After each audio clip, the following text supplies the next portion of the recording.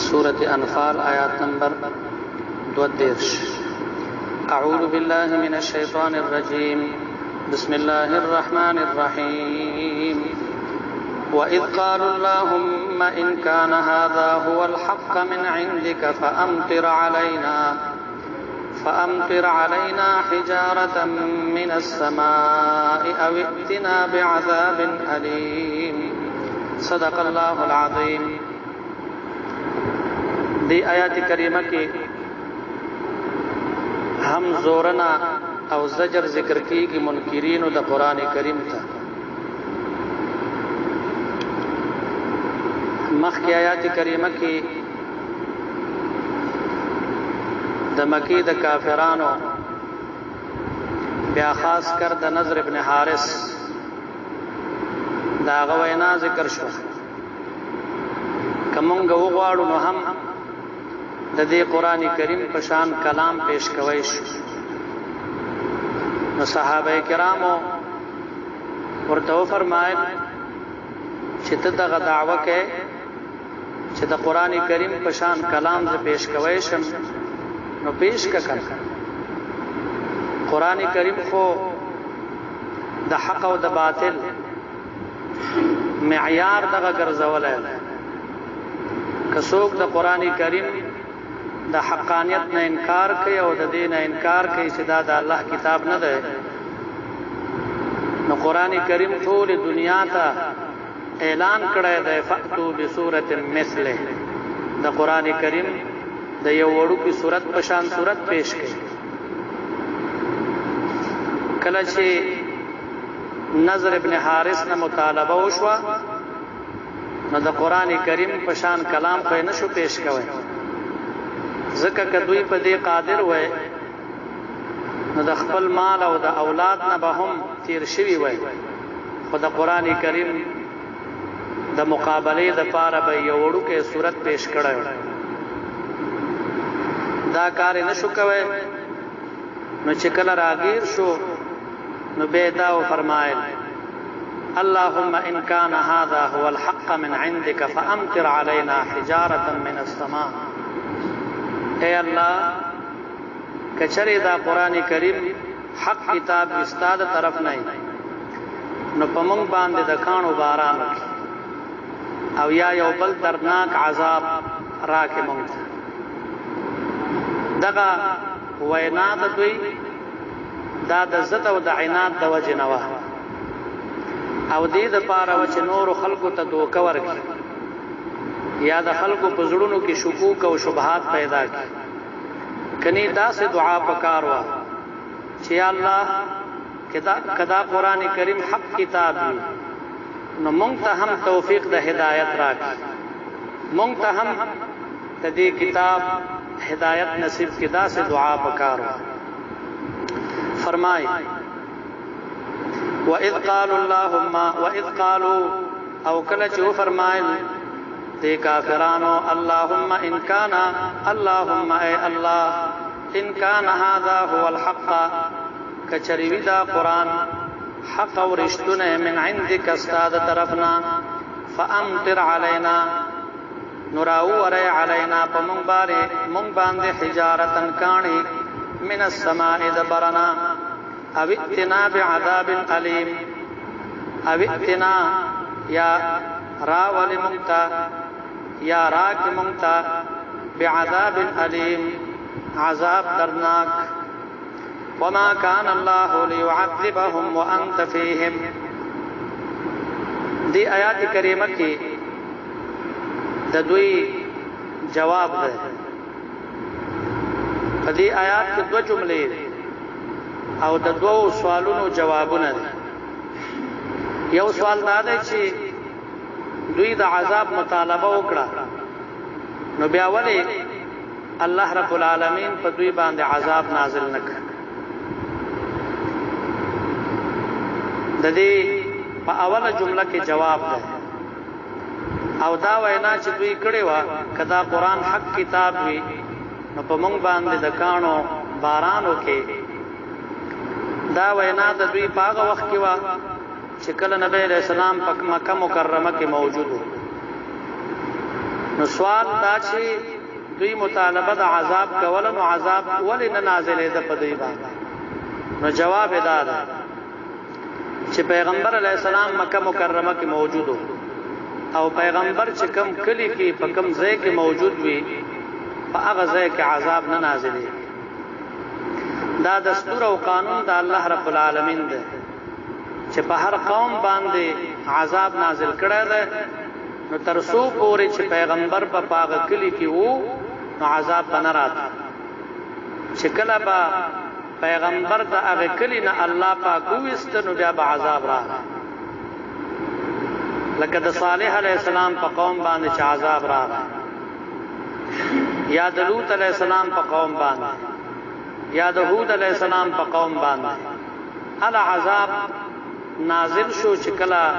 پیغمبر الله پاک دا کلی نو وست نو بیا عذاب راغی او زمون پیغمبر خو ملقب ده دا لقب ده رحمت للعالمین چې هغه د ټول عالم د پاره رحمت ده نو پیغمبر علی السلام چې په یو کلی کې وی نو التک څومره لوی جرمونه سوک کوي نو الله رب العالمین عذاب نه نازلې بهر حال الله فرمایي وما كان الله نو الله تعالی ليعذبهم چې عذاب ورکی دې کافرانو ته وانت فيهم حال دا چې ته موجود اے پیغمبر فيهم پدوی کې وما كان الله معذبهم وهم يستغفرون دې جمله کې جواب دی یو بل سوال دا دی چې کله نبی علیہ السلام هجرت وکړه مدینه منوره ته نو بیا ولې د مکې د کافرانو نه عذاب رسو شو د بدر واقعي پورې په بدر کې بیا الله پاک دوی ته عذاب وکړ نو بیا ولې عذاب رسو شو په کار دا چې فورا الله عذاب په نازل کړی و نو دی جمله کې داغه جواب ده خلاصه د جواب دا ده چې دوی بخنه غوښته استغفار به غوښتو دا الله رب العالمین او چې کله استغفار غوښتل کېږي په یو کلی کې نو په هغه کلی کې هم الله پاک عذاب نه نازلوي استغفار چا غوښته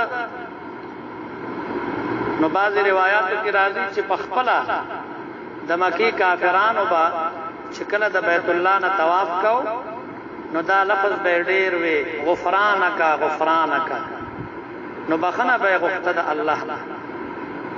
او عبد الله ابن عباس رضی الله عنهما فرمای د فجارو د فاسقانو او فاجرانو استغفار یا بخنه غختل هغه هم دومره تاثیر لري چې بعضی شررونه او بعضی ضررونه دفع کی اگر کا پورا عذاب نشي بندوي د پورا عذاب لپاره مانع نشي جوړې ده خو بعض شرونه او ضررونه پاغې سره دفع کیږي دویم قول دا دی چې مراد د دې بخنه غختونکو نه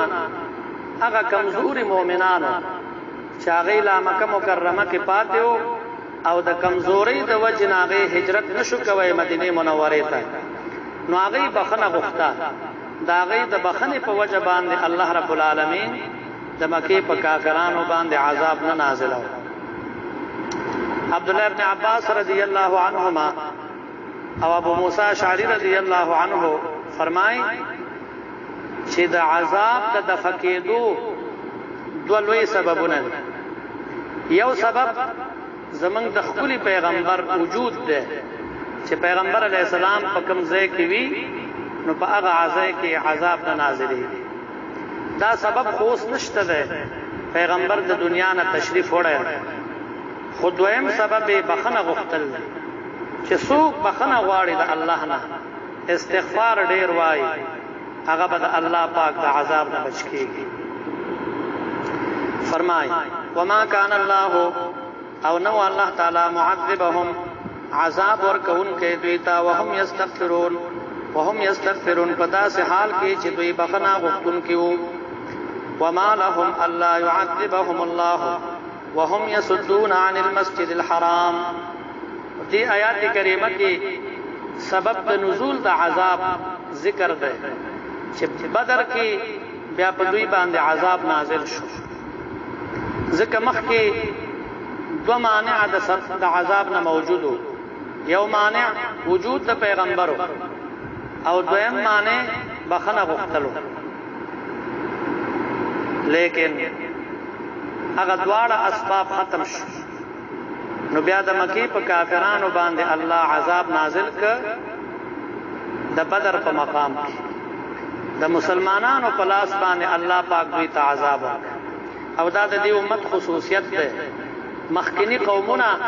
چې کله به د هغې سرکشي حتی ورسېده نو الله به په عذاب نازلو. د دې امت خصوصیت دا ده چې د دې امت کافرانو ته چې الله سزا ورکړي نو د مسلمانانو په لاس باندې ورکړي. الله فرمایي سورۃ توبه کې آیات ده الته الله فرمایي چې د دې کافرانو عذاب اغستاسو په لاسونو باندې الله پاک مقرر کړی چې ستاسو په وجه باندې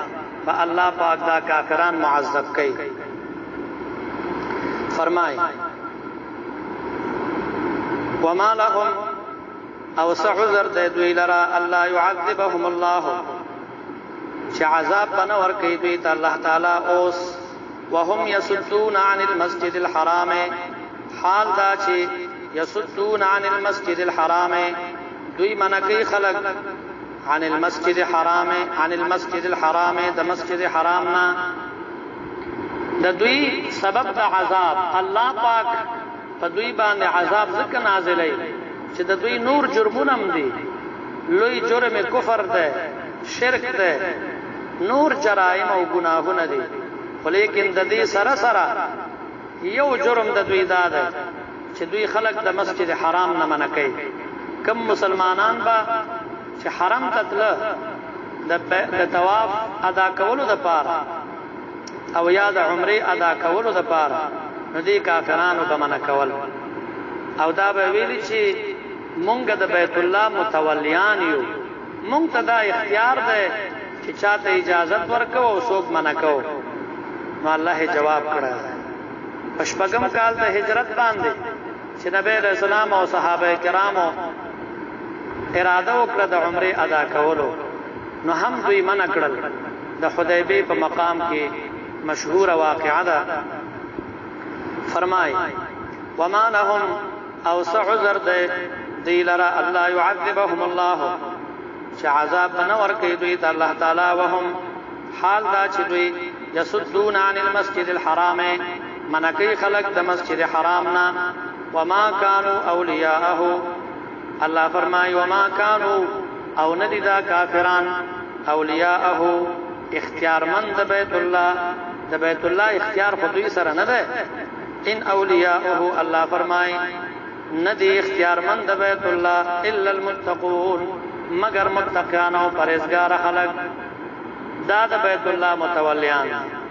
مراد تقوا نه دلته اعلی درجه د تقوا د چاغه ایمان ده. یعنی معنا دا د چې مطلق مؤمن هغه د بیت الله اختیارمند ده. الله فرمای ولکن اکثرهم لا يعلمون لیکن اکثر د دوی نه پوهیږي. اکثر په معنا د کل سره ده، دا ټول نه پوهیږي. یادا چې بعضی کافران پوهیږي په حق باندې لیکن سره د پوهینا سره د علم نه دوی عنادن د حق نه انکار کوي. بیا ګوري دوباره الله فرمای واذ قالوا اللهم واذ قالوا او کله جو فرمایل کافرانو اللهم اي الله ان كان هذا هو الحق کچرتوی دا قران کریم حق من عندك استاد طرفنا فامطر علينا نراو ور پمون باندې حجارتن کانی من السماء دبرنا او اتنا یا راک لمنتا بعذاب علیم عذاب درناک یا راولی پمون باندې عذاب درناک. فما كان الله فرمای ند وما كان الله او نو الله تعالی ليعذبهم چې عذاب ورکړي دوی ته وانت فیهم حال دا چې ته موجود اے پیغمبره فیهم په دوی کې وما كان الله او نو الله تعالی معذبهم عذاب ورکون کې دوی ته وهم یستغفرون پدا سے حال کې چې دوی بخنا غوښتون کې وما لهم الله فرمای او سه عذر د دوی لرا الله يعذبهم الله چې عذاب بنور کوي دوی ته الله تعالی وهم يصدون عن المسجد الحرام حال دا چې دوی منکې خلق عن المسجد الحرام د مسجد حرام نه الله فرمای وما كانوا اولیاءه او نو دوی اولیاءه اختیارمن د بیت الله ان اولیاءه ندی اختیارمن د بیت الله یا د مسجد حرام الا المتقون مگر پرهیزگار خلق ولكن اکثرهم لا يعلمون لیکن اکثر د دوی نه پوهیږي واخر دعوانا الحمد لله رب العالمين